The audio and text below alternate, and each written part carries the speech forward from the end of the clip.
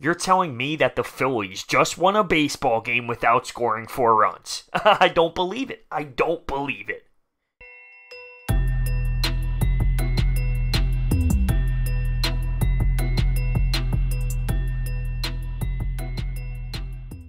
What is going on, everyone? That is right. The Phillies went into Boston, went into Fenway, and won a baseball game 3-2.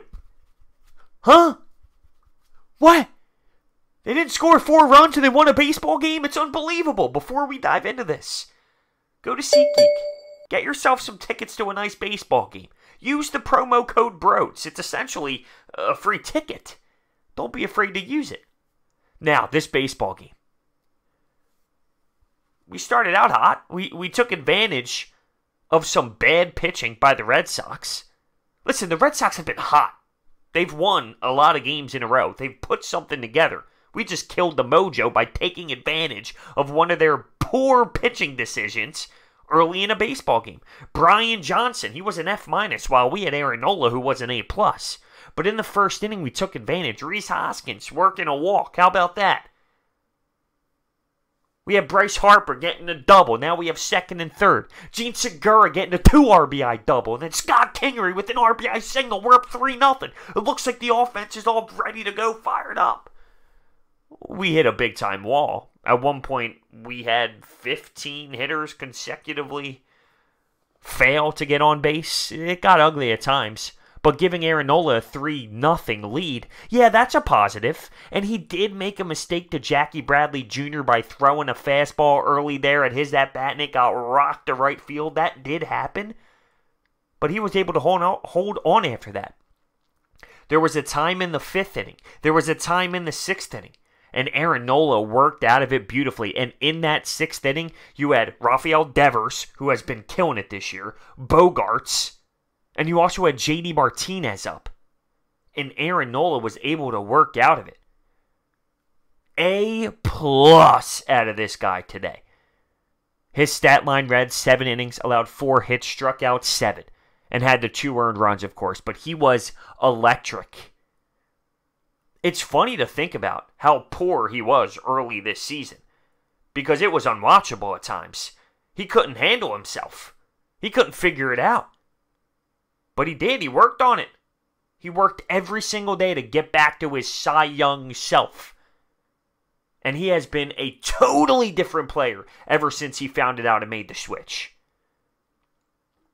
The Red Sox went 0-7 with runners in scoring position. It looked like the Phillies over the last few months, really, when it came to runners in scoring position.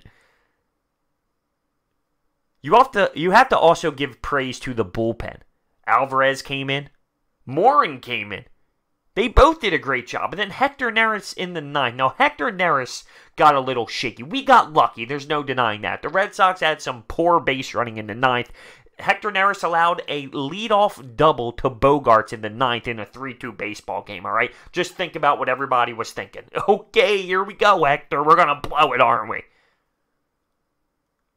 A ground ball to the shortstop, to Gene Segura, and Bogaerts takes off to third base. The baseball was in front of him. What was he thinking? Segura cleanly gets it, throws it to Scott Kingery, who makes the tag at third. And then because of that out, we were able to move around defensively a little bit. And a line drive there to the second base area. Bang, right over to first base. And we get a double play to end the game. But because Bogaerts got out, we were able to switch around a few things defensively there. And it worked out for our favor. The Red Sox in the 9th were out to lunch on the base paths. And hey, listen, it worked. It helped. It got the job done for us. We'll take it. It's not like this Boston Red Sox team is perfect this year. It's not the same team at all compared to last year. They are struggling and they are looking into the playoffs. They're out looking in. But they have been playing hot as of late. Their offense has been going as of late. And Aaron Nola was able to shut them down. Devers didn't get a hit today. JD Martinez didn't get a hit today. Mookie Betts was held 1 of 4. Benintendi was 0 for 4. We were able to shut down their offense, which was fun to watch. So we had Rhys Hoskins leading off once again, and that's been a hot topic because Gabe Kapler is loving the at-bats, the long at-bats, the professionalism of how he takes pitches. Gabe is loving it to an extreme, in my opinion, but he's loving it. And today, Rhys went 1 for 3 and had 2 walks. I would say productive today. That one hit, though, was a little weird blooper thing, foul ball type hit that hit third base. It was fluky. But of course, when you're in a slump like this, you take anything. But there was a time in the 9th with first and second, 2 outs, and he popped up. It technically wasn't the infield, but the shortstop made the play there, and to catch it, I believe it was the shortstop who went out and caught it in the outfield. My point being is he just pops it up so much. It's unbelievable. Looking at the rest of our lineup, Scott Kingery and Cesar both had 2 hits. Andrew Knapp gets the nod.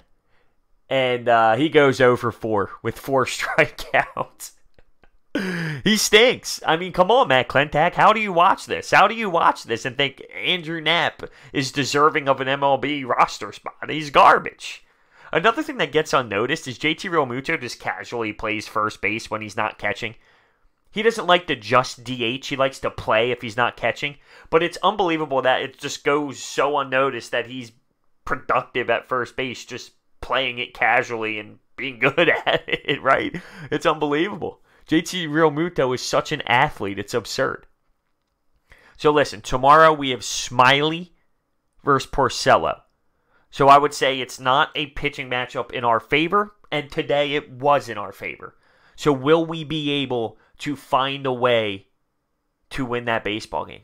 Can we get a Drew Smiley that had the first 2 outings with the Phillies where he was unbelievable?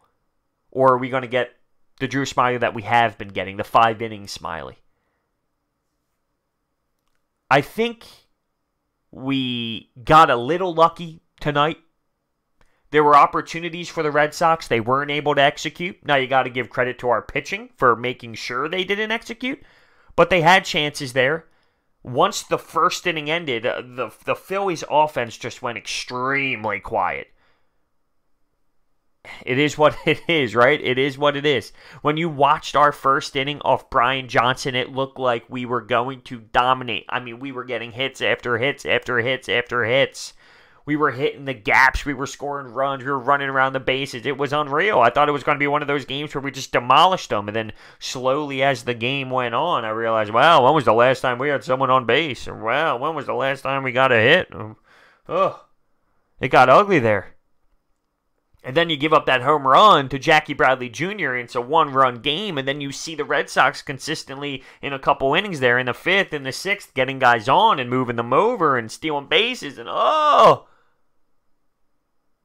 But it comes down to one thing. The pitching staff.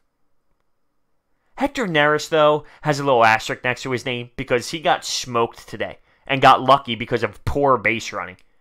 Although Corey Seidman, after the game, gave us his stats, which are always tremendous. And Hector Neris has been solid for a good run here. Yet, it doesn't feel that way. I didn't feel confident with Hector Neris up there. I'm over the confident Hector Neris life. At one point I was, and then I realized, yeah, I'm really not. They were making solid contact. They were hitting the ball hard. Bogaerts making that decision to try and go to third base, which is unbelievable, which is Little League stuff. I mean, you literally learn that in Little League. I'm watching the Little League World Series, and I don't even see them make that type of play. How did he have that much of a brain fart in that situation? I mean, he's a legit player. He's a smart player. He's very solid. That's a tough time for a bad decision. And keep in mind, this Red Sox team, like I said, is fighting for a playoff spot. They're trying to beat the Rays in that division. They're trying to get a jump to the Rays. They're trying to make that wild card spot. Every game matters, boys. The season is really starting to come close to an end here. It's late August. It's almost September. I mean, really? How is it almost September already?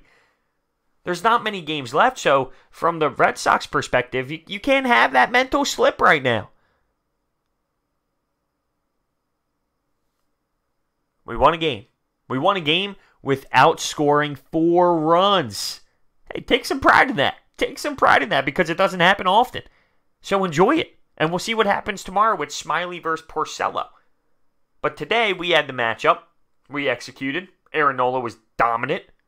The bullpen did great. And the hitting did enough. Did enough early. It took advantage of a really poor pitcher. And the Red Sox pitching has been bad all season long, which is mind-blowing. It's literally mind-blowing. So let me know your thoughts down below on the entire game. We won. That's what matters.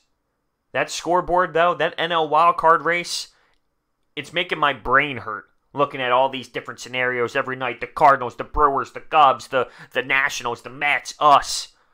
My brain is all jumbled because there's so many things going on and so many teams fighting for it. It's insane. And it's going to be a fun time. Or is it? We'll find out. Thanks for watching. See you next time.